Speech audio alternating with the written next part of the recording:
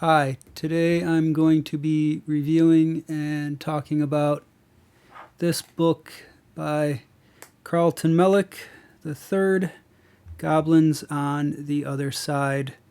I purchased this off of Amazon for probably $10 or so. His books are usually fairly affordable. This is his newest one out of a lot now, like 60 or so.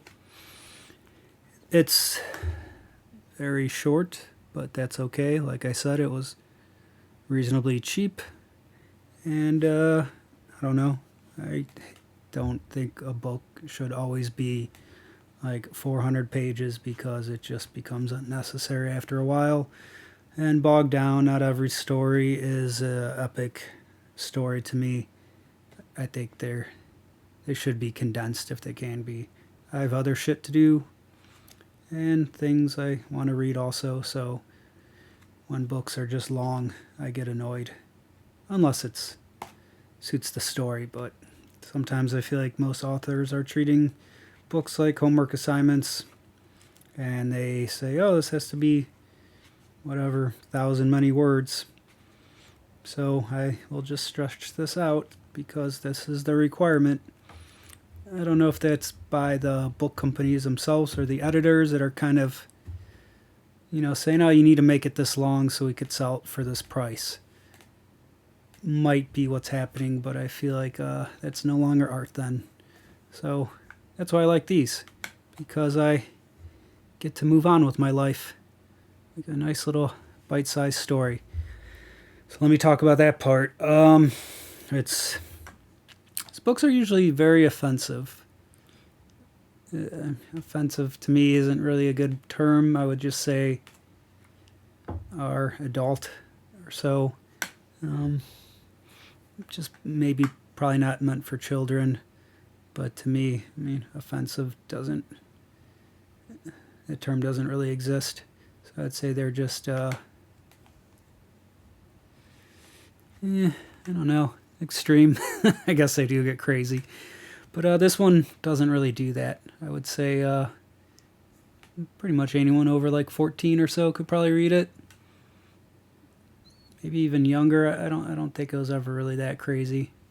And to me, the only thing is some of his books would have sexual content, so I don't, like I said, offensive to me isn't really a word you should use. It just maybe like content that a child should not read. But this one's pretty safe. It kind of, if you've never read any of his books before, it reminds me of like R.L. Stine for a new generation. R.L. Stine, but more strange, twisted. So that definitely fits his usual motif and narrative for his books, and this one adheres to it because it is certainly strange. It turns out heaven is a real place, and people can now go there. And this girl and her family are going to go there and visit her grandmother, but heaven also has a lot of rules that you need to follow and guidelines to adhere to, and one of them being you always have to remain very happy at all times, and you always need to keep your goblin mask on at all times. Yes, you need to keep your goblin mask on at all times in heaven. That's weird as fuck. But what's cool about that is if you've heard of like Franz Kafka, like surrealism, a lot of people do that. Absurdity. But sometimes I feel like people just make weird shit up because they say, this is weird, therefore it is funny. And then it tends to not be funny to me because it doesn't really fit. If you're just making something strange for the sake of strangeness, then, I don't know, you kind of aren't doing it right. So this is very strange, but everything has a purpose to it. In her world, honestly, none of this is strange. It's only strange to us. So that's what I like when someone can make something strange and then play it 100% real, and as if it is ordinary in their world. So he does that. These people visiting heaven, it is not strange to them, and all the rules in heaven are also not strange to them. So you you do. I tend to laugh at that, honestly. The absurdity in the stories and some of the things that happen. I'm like, what the fuck? Like, what is this? It's so weird. Like how you get to heaven. I don't really want to spoil too much, but the way that you get to heaven, it's like, why? How did you come up with this? What? I don't know. I'm always baffled, amused, excited, enthralled by the ideas that this man comes up with, because I would have never thought that people will go to heaven and then get there in this manner. So that's why I don't really want to tell you, because the discovery of it is part of the excitement to me. I like learning about new worlds, and Mr. Mellick always does a good job at that. I feel like world building is probably one of his stronger suits, and I find that to be a very fascinating element in books that I like. As far for the rest of the story, it's not one of my most favoritists of his. I would overall rank this higher than average for his books, but the story did kind of falter a little. Like, he set up this awesome world in heaven, and then something happens where the main character, I honestly forgot what her name is, but it's this little girl. She has to, something happens to her and she has to react to it. And that was kind of like, I don't know, an inciting incident to me. And I'm like, oh, cool, now we're going to go on this journey throughout heaven and kind of like see all the other funny weird ass shit that he's going to come up with. And it kind of stagnates a little bit where she gets stuck in one area, and the plot moves forward, but it kind of like always felt like it was held back a little bit, whereas I expected her to get out of the main situation a little bit earlier than I would have liked. That is not what happens. It actually becomes the main conflict. So I like accepted that once I was into a certain portion of the book, like more than halfway or around that mark. I was like, oh, this is not moving past this. This is going to take the rest of the book to solve this. That's slightly disappointing, especially when things are brought up like hell, for example. Not ruining too much, but they do discuss it, and I'm like, oh man, I can't wait to read about that. That sounds like wild. You never get to go there. I don't know. I feel like that was somewhat disappointing, because when you mention something in a book or a story and set it up, I expect to finally visit that place, or it to come around or something like that. So we only get like the brief passage and mentioning of it, and that to me is more of a tease. And that is not meaning, oh, this is set up for a sequel. I don't think this will ever be revisited, this world. Again, Mr. Mellick typically doesn't make sequels. I feel like he just wants to move on. There are some books with sequels, but like I'm saying, like a lot of movies will go at the end, like some type of stinger where you're like, oh yeah, now we'll go to hell, the next book. I feel like that is not going to happen. The world in this book is kind of finished. Not that it was destroyed. It's not a spoiler. I mean, like, what he's saying is finished as an author. I can't imagine returning to it, which brings me to what he is saying as an author and the themes of the book. I've read before that he doesn't really do themes, is what he says. That was a while ago. I mean, maybe he has changed his mind, but I feel like he does do themes in his books. but he probably doesn't want to say it because, I don't know, it's sort of giving away the magic trick a little bit. You don't want to just tell people, this is exactly what the book was about, and I put a theme here, and this is what it means, and there you go. It's kind of like, all right, well, thanks for leaving me no say in your art whatsoever, or no participation, because what a book might say, a theme, a metaphor, allegory, that should always be left up to you, the reader.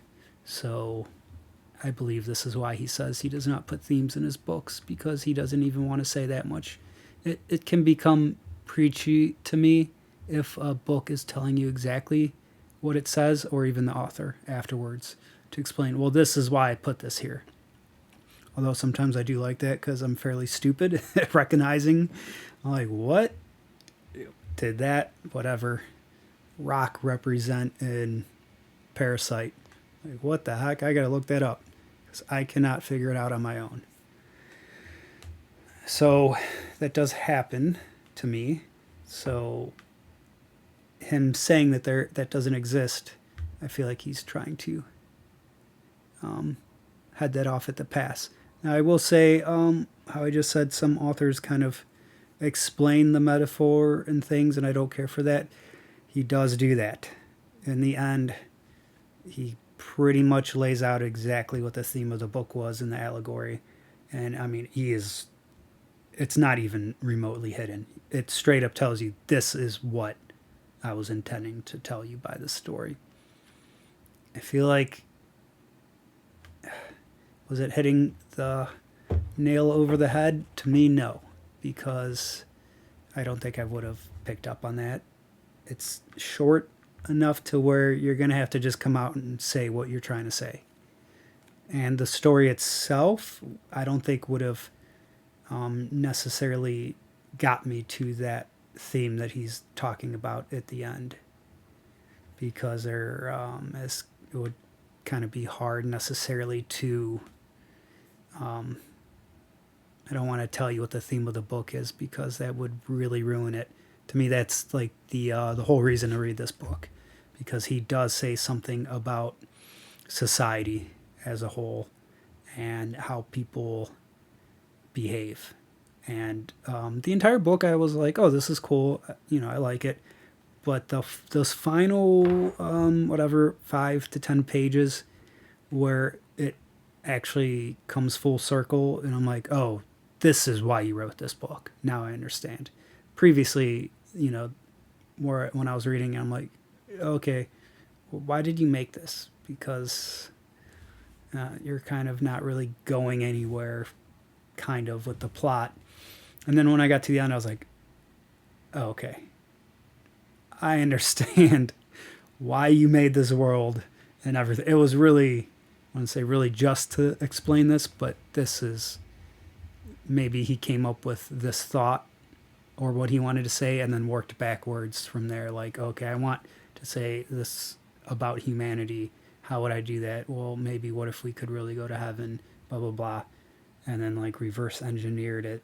So that's might be why the plot was somewhat stagnant to me, because it just was like, this book is really about this allegory.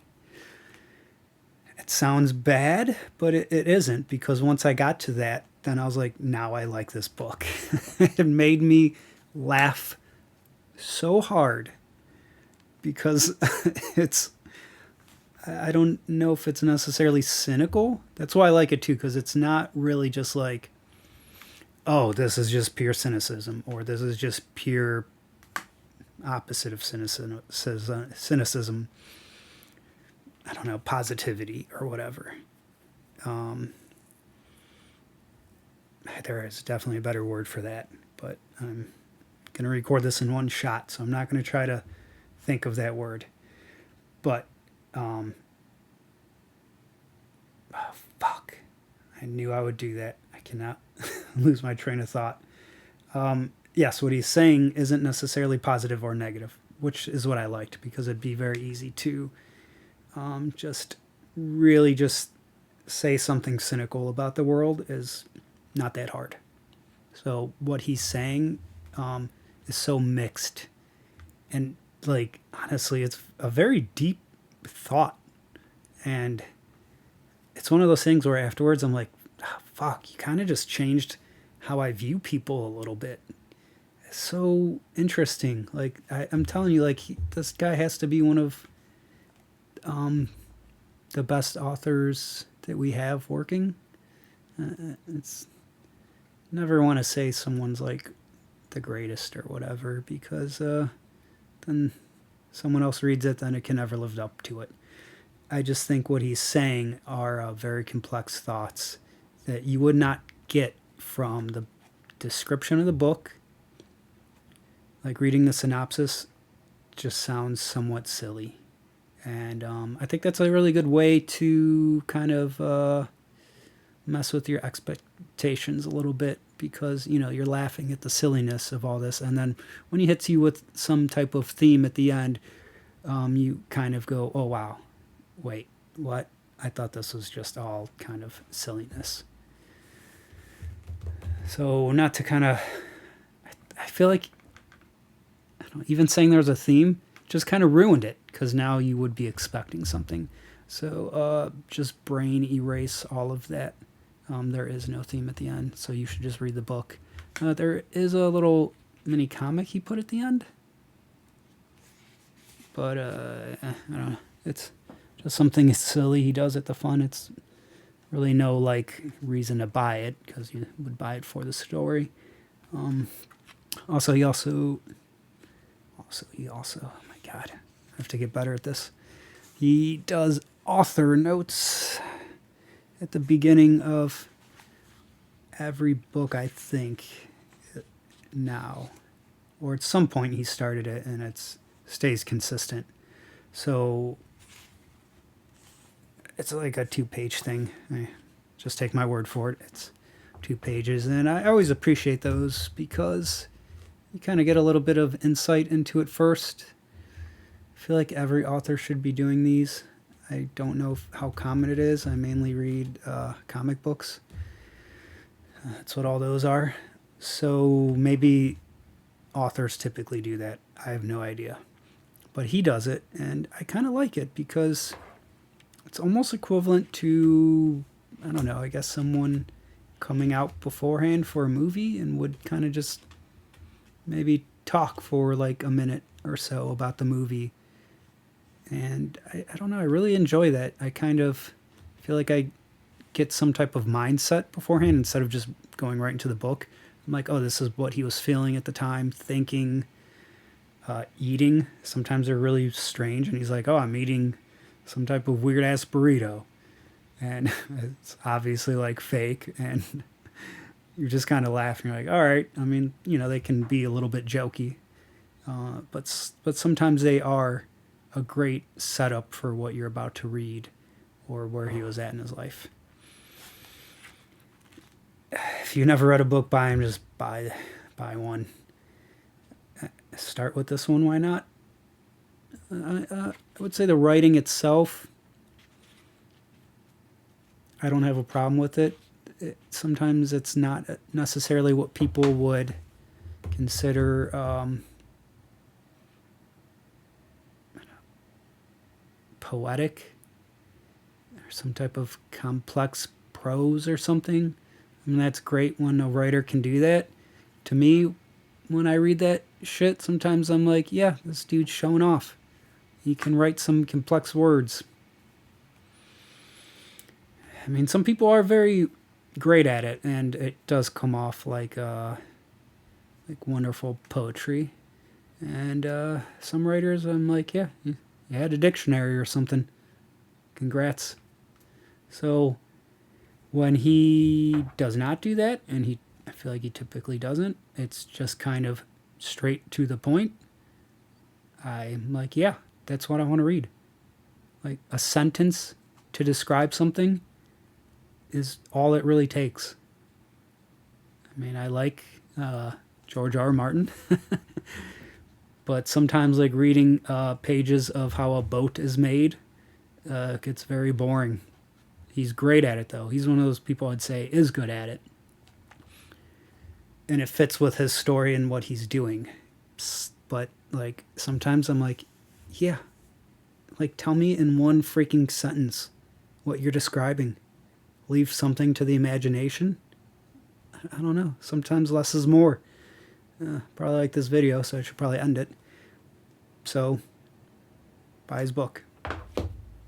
So long. There you go. Now get your tail out of here before I kick some deer butt. You better run. Now this is my alien vagina fleshlight, my alien pussy. I've never put my dick in it, believe it or not.